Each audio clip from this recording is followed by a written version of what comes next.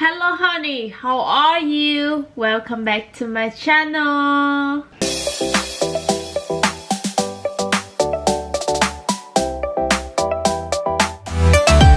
Và ngày hôm nay là một ngày trong chuỗi series những ngày bị cancel show ở nhà. Thì Minh Tú sẽ làm gì? Tối ngày hôm nay sẽ rất là đặc biệt, bởi vì tối nay vào lúc 8 giờ sẽ chiếu tập 2 của The Face Online.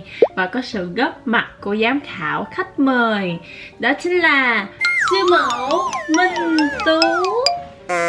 Và bây giờ là 9 giờ 44 phút rồi. Lộn, bây giờ là 19 giờ 44 phút.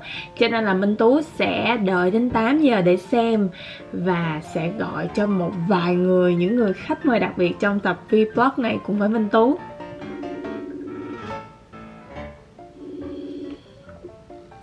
Không trả lời. Người đó đã không trả lời Minh Tú rồi. Tình chị em ta có bền lâu hả em? Cái là ủa, chờ em xíu. 2000 years later. Chết rồi, sao hôm nay có nhiều người coi trực tiếp quá nè. 7.001 người coi, hôm bữa chung giờ với cô Phương Hằng có 3.000 mấy 4.000 người coi à. Nói chứ dịch có mấy này coi cũng vui ạ. Ủa tốc độ phát sóng ngang ngược như Cao Thiên Tre với Mạc Xuân Kiên. Ủa em ngang ngược mà. Ủa chị coi tập 1 không chị thấy em sao chị Tú? Em thấy em hiền mà. Ý là Em hiền, em drama quá. Cái cơ mặt của em á với cái tạng mặt của chị á để bình thường thôi là người ta đã ghét rồi. Huống chi á là khi mà nói chuyện còn nhấn thêm chân mày, đuôi mắt, rồi giọng, cái âm điệu của câu nói nữa. Cái mặt của hai tụi mình nó chỉ để yên thôi là người ta đã ghét rồi, hiểu không? Cho nên mà nói mà nhấn nhá quá thì người ta hết ưa, người ta chửi là đúng rồi. Mà cái cơ địa gương mặt đó là ba mẹ đẻ ra rồi, không có thay đổi được. nói chuyện vậy mắc cười thiệt luôn á. Nói chuyện chị tính giải trí cao á. Ủa nói nghe là sao cái chương trình này mạng ngang ngược thiệt đó luôn á. Bây giờ chiếu ở đâu rồi? Chưa chiếu luôn á. Cao Ngân á, con bé nó tiếu quá hả? Chị thấy nó nói ít nhưng mà những câu nó nói rất là vui, rất là giải trí, mắc cười ấy. Phải nhẹ nhàng lắm. Nói chung là Ngân là cái người mà nhẹ nhàng, kiểu thần thuần khiết á. Dùng từ thuần khiết đúng không ta? Kiểu miền Tây á. Em là con gái miền Tây. Đấy, cái bài này hết. Không, đừng hát kìa, mặt mày make up môi đỏ rồi nữa. Nhưng mặt nhục quá à. Thân hình giờ như con khô vậy. Wow.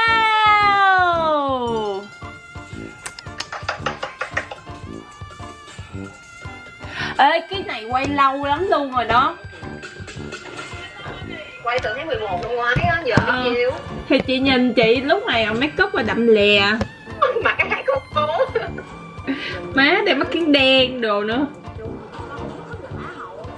Chói quá à. Dễ thương quá. Tôi đánh giá chị Minh Tú là một người rất công tâm. Với một cái từ thế nào kịch tính. Bé kia làm gì nhăn dưới trời. Trời, mặt nó sợ quá kìa chị ơi, mặt nó sợ. Thì đó, chị nói mặt nó sợ chị. Chị như con quỷ Dracula vậy em. Mắt em mổ á, cho nên em không có gỡ mắt kiến ra được. Mắt mổ không có rất là yếu, là không có gỡ kiến đen tại vì nó sẽ nhăn lại. Chị nói thiệt nha, chị không biết con bé đó là bánh tráng cường mỡ luôn á. Chị chỉ chọn nó tại cái tóc nó màu xanh. Trời ơi, em tao lên set up kìa. Cái mắt đã xốp mỏng còn đánh mắt khối. Hồi chị thấy nóng ác. Thôi em đóng vai ác đi, em đóng vai hiền không có đẹp bằng vai ác đâu, em đóng vai ác đẹp hơn. Chị nhớ cái vai Yến Nhi là nó hợp với tính cách của em luôn, tại em diễn rất là đạt, tại ngoài đời em vậy á. Ngồi ngoài trời á rất là nắng nha mọi người, cực kỳ nắng luôn. Nó nắng trên đỉnh đầu á, lúc quay này là khoảng 11 giờ mấy, nó nắng từ trên đỉnh đầu nắng xuống vậy nè. Nền nó chảy mồ hôi, nó chảy róc. Thí sinh thì lần đi vô chứ còn dàn huấn luyện viên với ban giám khảo là ngồi ở đó mấy tiếng từ 11 giờ trưa đến 6 giờ chiều luôn á. Này Khôi diễn tốt ghê á. Kiểu mà ở ngoài cũng rất là dễ thương á, kiểu ở ngoài rất là dễ thương, chị lắng nghe luôn mà không biết sao. Em đang bị đơ giống chị luôn rồi đó. Dễ thương quá à, cảm ơn dễ thương quá à.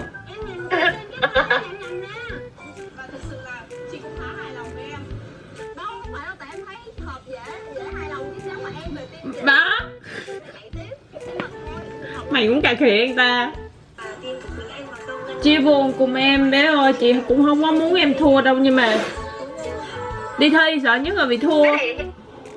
Mấy bé này nó hiền dễ thương, trong sáng có bao nhiêu em. Trời ơi trai, nhìn muốn xỉu quá mọi người. Ở trần ở chuồng rồi hình xăm muối rồi ơi. Ở chuồng, trời ơi. Bắt cỏ xỉu, cỏ quá, cơ bắp cơ địa rúng rồi nipple. Nói chuyện tiếng Anh lâu không xài đớt luôn.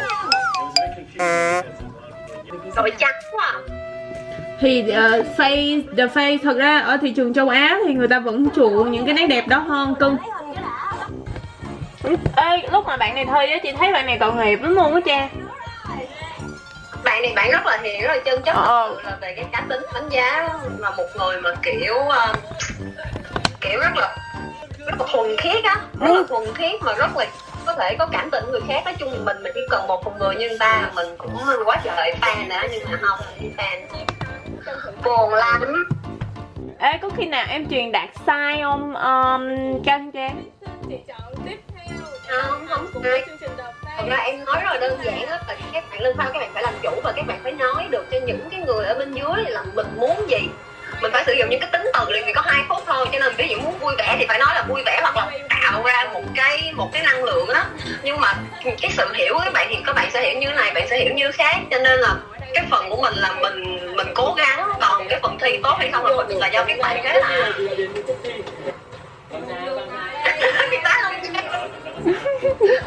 Trai mà em, trời ơi, em thấy người ta hay nói chị ố ô à. Rồi đi nó cạo mặt chị ra. Thì lúc này chị đâu có biết nó cặp đi đâu. Mày sai luật hả con? Mày sai luật hả con? Cái tội, có chơi có chịu, chứ giờ sao giờ, mày xin lỗi đi. Cái này em đúng là tập này là em bị ném đá, là em hoàn toàn kiểu chấp nhận. Thôi, nhiều khi tại vì tập trung quá em hiểu không? Rồi quên. Thôi kệ đi, gán nghe chửi đi. Tùng rất là bình. Gặp chị là Tùng hả? Chị lên chị lớp cổ em. Chị đâu, chị không tin em luôn đó. Ủa em không thấy hả? Tuấn Anh với Quỳnh Anh nói cuộc chơi kìa, cuộc chơi thì phải chịu luật rồi. Biết Tùng đẹp trai, dễ thương mà bị con trai đuổi. 1 phút nói nhiều của mày giết chết cả ước mơ của một người. Mày dám gửi Michael vô nữa, mày chơi cờ mày gian lắm. Mày đánh luôn con tướng đi vô dán cờ rồi bé ơi. Để coi là chiến thuật của nó bị người ta lội không nha. Và bước tiếp vào vòng sau của The Play Online by Best. Trời ơi, chết rồi chưa? Khủng khiếp quá, như động đất chị ơi. Em coi tập này thôi chứ em khóa em cũng luôn như động đất. Chị không đoán được, ai có làm có chịu, không có được khóa. Đứng đó hứng gạch đá vô cho chị. Vì sao em đưa Michael vào? Chị biết á, là em sẽ có cái chiến thuật á, là sẽ đưa cái người mạnh nhất. Nếu mà bên đó công tâm thì sẽ giữ lại cái người mạnh nhất, đúng không? Nhưng mà em nên hiểu á, cái việc công tâm hay không công tâm á, mỗi người á, sẽ có một cái quan điểm nhìn nó khác nhau. Và người ta có thể lấy bất kỳ cái lý do nào đó. Một cái điểm ai cũng sẽ có khuyết điểm hết. Người ta sẽ nếu mà người ta đã muốn loại người này rồi thì người ta sẽ có cách để tìm hết tất cả các khuyết điểm của người đó mà nó vẫn có thể thuyết phục được hay không là ở cái cách nói chuyện của mình. Và Hy An đang bị chấm điểm, và chấm điểm thái độ. Khi mà vào trong cái vòng sau á, thì kể cả là em cho Hy An vào đi nữa, nhưng mà cô ấy đã bị khớp với lại những cái bạn đang ngồi chấm rồi. Và ủa em có tới 3 người lận. Em có Hy An, em có Mỹ Khôi, em có kia cho vào. 2 bạn kia là 2 bạn win, 2 bạn đó tự động an toàn. 2 bạn đó không được vào vòng loại, tại vì 2 bạn đó đã chiến thắng rồi. 2 bạn đó đã chiến thắng trong phần thi nhỏ, bắt buộc là phải vào Hy An với lại Michael Trương. Bắt buộc một trong 2 bạn đó là em phải chọn Hy An hoặc là Michael Trương. Em biết chắc chắn đội em sẽ bị loại. Có nghĩa là em sẽ biết chắc là đưa ai vô cũng bị loại đúng không? Đúng, đưa ai vào em cũng bị loại hết. Cái đó là chiến thuật rồi mà, cái đó là chiến thuật của các bạn nhỏ rồi. Mình sẽ kiểu mình sẽ đưa cái người nào mà bị loại vào mà an toàn nhất với cái team của mình. Thì chị cũng hiểu. Thật ra là giữ lại thì em là an toàn nhất với team của em. Nó cũng thuyết phục. Nhưng mà chương trình giận căng thẳng quá hỉ. Em phải coi một cái chương trình nó phải có nhiều những cái cung bậc cảm xúc, nó phải có drama thì nó mới thu hút được người xem. Nhưng mà có những cái nó hơi cắt bị lộ liễu, nghe cái voice đó, nó bị cà rực á. Vậy thôi, tập sau mày thắng đi con, mày thua mày bị loại tiếp. Thôi thì thôi phải chịu, giống như mày làm mày phải chịu, mày làm người ta bị lội là tối nay mày bị chửi là đúng. Bây giờ mày đánh răng rửa mặt rồi lên giường mày đọc comment cho người ta chửi mày đi. Rồi mày đọc đó, rồi mày sám, rồi mày về mày viết nghe sám hối, mày viết sám hối cho chị. Sáng em cũng đọc kinh luôn á, nhưng mà có vẻ như là nó không có work với em cho lắm. Em chơi một nước bài mà kiểu sắc mặt, em sắc mặt luôn à. Cảm ơn em đã quay vlog này chung với chị. Chị biết là em cũng đang bị sốc khi là những cú gạch đang chọi thẳng vô nhà em. Chị rất là hiểu cảm giác đó. Tại vì chị trải qua rất là nhiều và quá là nhiều, mà năm nào chị cũng có những cái lượng gạch đó hết. Trong cuộc sống mà cố gắng đi em. Em hiểu không? Ví dụ như ba mẹ em chửi em, hoặc là những cái người nào mà người thân mà họ muốn tốt cho em, họ nói em, họ giống như họ góp ý em thì em nghe. Còn những cái người trên mạng á, họ nói cho đã cái miệng họ à. Lúc mà chị bị chửi là chị không có lên mạng một tuần rồi thôi, người ta chửi đã người ta im hả? Không, em không có ngại cái việc bị chửi. Tại vì căn bản là em không có chơi mạng xã hội nhiều. Thiệt sự là đợt này em mới, mọi người kiểu chiếu chương trình này thì em mới post đó. Chứ chị coi lại chị với em, cái kênh của chị với em khi mà đi ra ngoài á, nếu mà người ta gặp, người ta tiếp xúc ở ngoài, người ta sẽ thích mình. Và một cái câu thấy vậy mà không phải vậy á, hiểu không? Chị hiểu ý em không? Mình thấy vậy mà mình không phải vậy á. Thấy em ác mà thật ra em bị tò quá bé. Chị hứa rằng là hết giãn cách xã hội chị sẽ mời em đi ăn. Vậy nha, chị bye bye, chị tẩy trang đi ngủ nha. Bye bye, cảm ơn. Lâu lắm rồi mới coi mấy cái chương trình mà cảm thấy nó nhớ lại những cái cảm xúc mình đưa vô vòng loại này nọ đó mọi người. Nó rất là hồi hộp dù là mình không có phải là người đưa, không phải là huấn luyện viên, nhưng mà coi lại thì cũng rất là cảm xúc. Cho nên mọi người xem chương trình thì cũng chỉ là để giải trí và biết thêm về những cái cuộc thi, cũng như là biết thêm về tiềm năng của các thí sinh. Khi mà mình xem một cái chương trình gì đó, mình cũng đừng nên quá kiểu tiêu cực quá, hoặc là quá có những cái suy nghĩ hoặc là những cái bình luận quá tiêu cực đến với một người mà bạn không thích. Đôi lúc mình cũng nên đứng ở cái phương diện của người đó để hiểu được là tại sao và vì sao họ phải làm như vậy, hoặc là những cái yếu tố xung quanh nữa. Cho nên là coi vui thôi, đừng có quá căng thẳng, đừng quá ném đá mọi người nha.